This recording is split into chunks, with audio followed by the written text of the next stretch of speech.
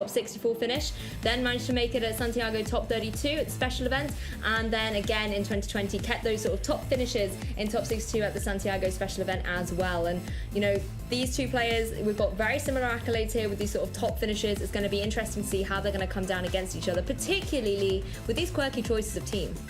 Definitely, and there's definitely one quirkier choice than any other, and that's going to be the center scorch. I don't know if I need to point that out though, because I'm sure that's what you were talking about, Lou.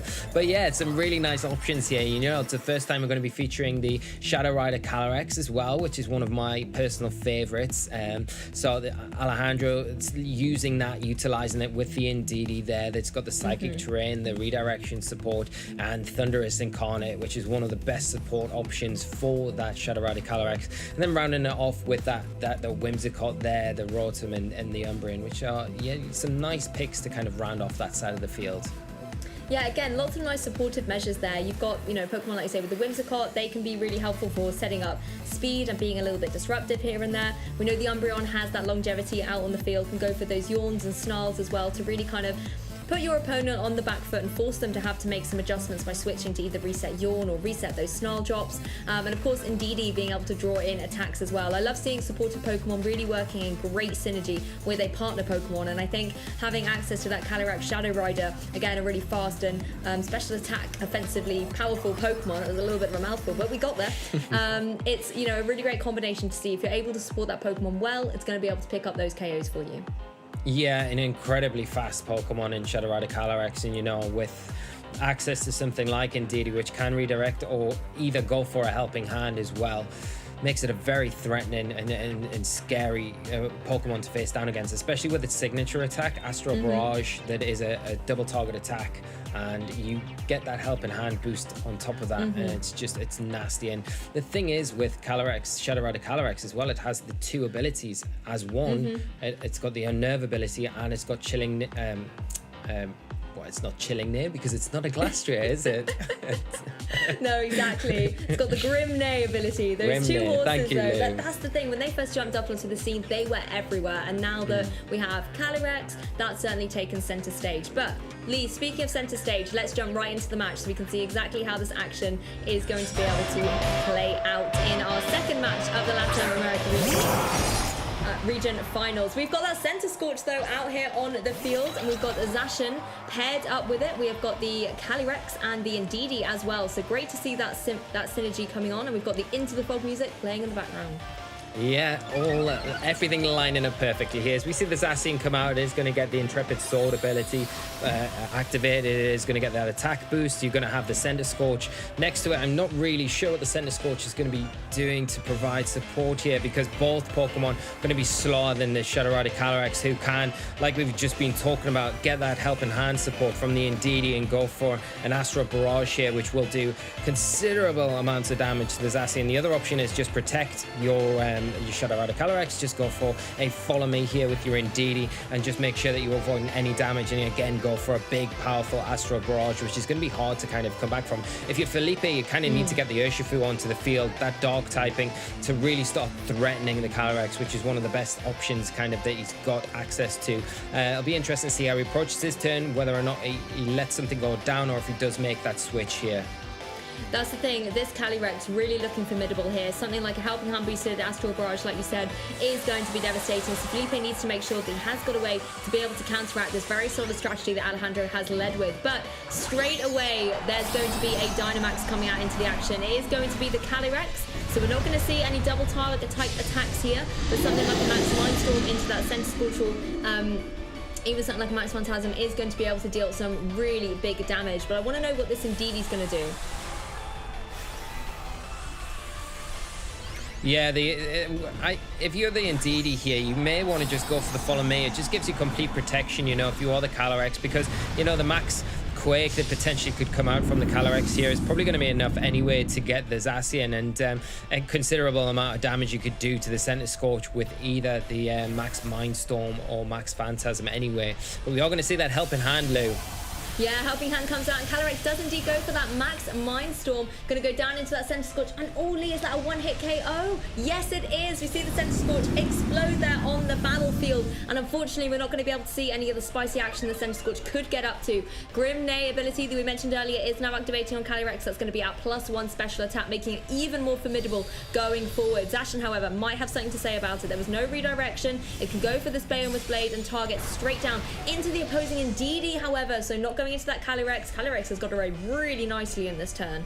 Yeah, avoiding all that damage from the potential Behemoth Blade there. It's getting off kind of just a free turn here for Alejandro. And such a big turn, being able to get rid of the opposing Dynamax Pokemon from your opponent as well now.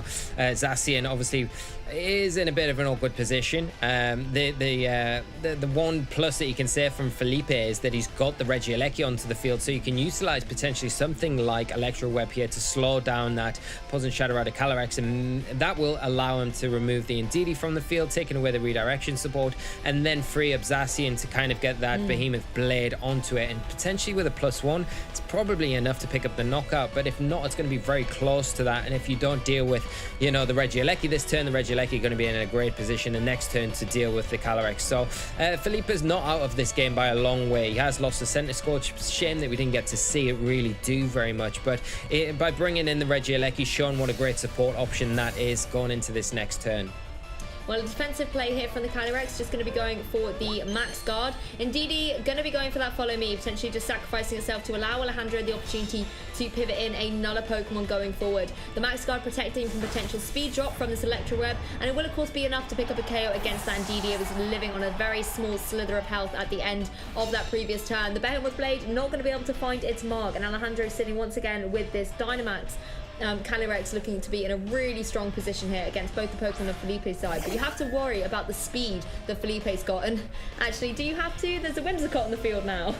Yeah, it's a perfect Pokemon to bring in if you're Alejandro. You know, you've got access to that Prankster Tailwind now. It just put you way above and beyond anything that the Regieleki can do, and give you an option to just remove. The biggest threat at the moment on the field for you is Felipe Zacian. The +1 there is just really threatening. You need to remove it, so this is a perfect opportunity. Throw your Tailwind up and just attack into that slot, and then you can deal with the Regieleki. After that, you can already see that Alejandro has the Rotom Heat in the back as well, so not really too worried about the Regieleki. I think the thing on the front of your mind has got to be taking care of that Zacian as soon as possible. Yeah, remove that +1 attack boosted Pokemon from the field. It's going to be a Max Phantasm coming out from Calyrex, going straight down into that threatening Pokemon and picks up a very solid KO. You've got to remember the Grim Neigh ability has boosted it up as well, and is going to get a Nulla boost thanks to that KO, putting this Calyrex at +2 special attack. It's getting more and more formidable by the turns, and although Regieleki always there to try and help out, I don't know if it's going to have the power to be able to take down these Pokemon. Whimsicott actually manages to dodge out of the way and avoid, and if it is the Focus Sash variant, which of course our players will know as it is open team sheets, that could be really lucky for Alejandro as well. Yeah, I mean, you know, if you're keeping your sash intact, it's always useful, especially because, you know, you've got the last Pokemon to come in. But we are seeing it is going to be the Urshifu finally make an appearance. But the issue is now with the Psychic Terrain on the field, you're not going to be able to utilize Urshifu's Sucker Punch, because obviously that is going to be kind of it's going to be stopped. So it makes it very difficult, especially with a Whimsicott next to you. And we do see the forfeit there, and Alejandro take game one quite comfortably. Oh yeah, quite comfortably and quite quickly as well. I think just being able to come straight out the blocks and go with that sort of the Calyrex straight away, being able to pick up that solid KO against sort of Center Scorch. Also taking away the Dynamax Pokemon there from Felipe's side of the field. Then picking up another KO against the Zacian. It just was totally in the momentum of that Calyrex, and I think having the supportive Pokemon there of the Indeedee, with the Helping Hand, and also being able to redirect away attacks, and then Whimsicott coming in with Tailwind, it was perfect. That restricted Pokemon was perfectly supported in that match. Yeah, it just goes to show how strong Shadow Rider Calyrex is really there. You know, yeah, Alejandro didn't need any other Pokemon to rely on there. You just had that one Pokemon attacking every turn, and it did enough really to close that game out quite quickly. And that's something that Felipe is, you can see where he was going in that game one, where he wanted to get rid of the Indeedee, you know, not opting for the Behemoth Blade onto the Calyrex turn one, wanting to get rid of the Indeedee as early as possible, and then that would allow the Urshifu to come in potentially late game and deal with it quite effectively. But the Whimsicott complicates everything from that point. The Tailwind, you know, just puts the Calyrex kind of out of reach from the Regieleki, and Urshifu not the strongest Pokemon on the special defensive side, so you can't really rely on it to be able to take multiple hits. It can take one, and it's going to have one shot to take down the Calyrex, and if it misses that opportunity, then it gets very difficult very quickly. Yeah, that's the thing. If you're Felipe now, you have to think, how am I going to take down this Calyrex? It was such a formidable force there, and you know, it doesn't even need the double targeting attacks of Astral Barrage. It's able to go into its Dynamax and then just be able to pick up some really, really solid KOs. So it's going to be interesting to see how they might be able to adapt going into this game too. I, for one, would love to see the Urshifu being able to utilize, obviously, its dark typing a little bit more to try and deal with it. But you have to worry about the terrain, and there aren't really too many options on Felipe's side to be able to override that psychic terrain, unless you want to Dynamax one of your Pokemon, maybe even the Regieleki, and go for something, one of those electric type moves to set the electric terrain, for example. But then again, you're limiting yourself. So I think, Lee, we should jump right into game 2 and see exactly how it's going to pan out. Sounds good. So here on this game 2, the leads coming out for Felipe are going to be that Urshifu and the Regieleki, but for Alejandro, sticking with the Calyrex and the Indeedee. I wonder, Lee, if my fortune telling might be coming true with the leads on Felipe's side. Well, you couldn't have called it better, Lou, and I think it's like one of the best insights that we've had in all our coverage so far, with that Regieleki being probably the best means to kind of allowing Urshifu to perform as well as it needs to in this position and be the threat that like Felipe needs it to be. The case is, though, if you max the Regieleki here and you go for the electric terrain, it's so easy for Alejandro to kind of see through this strategy and switch the Indeedee out just to bring it back in. But of course, if you do that, it does leave the Calyrex in a really awkward position as well. There's actually going to be no Dynamax here in this turn 1. Electroweb, however, being the choice from the Regieleki, just wanting to lower the speed of Indeedee and the Calyrex here. So, of course, no Sucker Punch being able to come out from that Urshifu, but it could potentially go for the other Dark type move it has access to, which is that Wicked Blow. Going to be able to get a guaranteed critical hit on that imposing Indeedee. Both of the Pokemon on Alejandro's side of the field are weak to Dark type attacks, so whichever target it was going to find was very likely to be able to get that KO, and Alejandro now no longer has access to that lovely supportive Pokemon. It does, however, get to go for the Astral Barrage, which is that move that will hit both Pokemon and picks up a solid KO on the Regieleki with a critical hit. So Regieleki trying its best with that Electroweb, but it's not going to be enough. It now leaves the field, and Grimnade coming on from Calyrex as well. So once again, Alejandro has been able to put his Calyrex in a formidable position. Psychic terrain is up as well, so you still don't have to fear that Sucker Punch. Yeah, now with the Whimsicott coming onto the field from its, you know, with the Grimnade boost that it's just received, it can just click the Astral Barrage button once again, and because of the damage that we've already seen onto the Urshifu, it's going to be easy able to pick up the knockout onto it and just remove that threat. And once that's been taken out, it gets very difficult from there, you know. The Zacian coming onto the field, it's going to take a lot of damage as well from a +1 Astral Barrage. And you know, Alejandro still has the option to potentially max Dynamax this Shadow Rider Calyrex as well, but the Tailwind here is so imperative for him, you know. It just gives him the jump, overrides the Electroweb support from the Regieleki that turn 1, and makes it very difficult to utilize the Urshifu in a way that you kind of want to against this this Ghost Psychic type.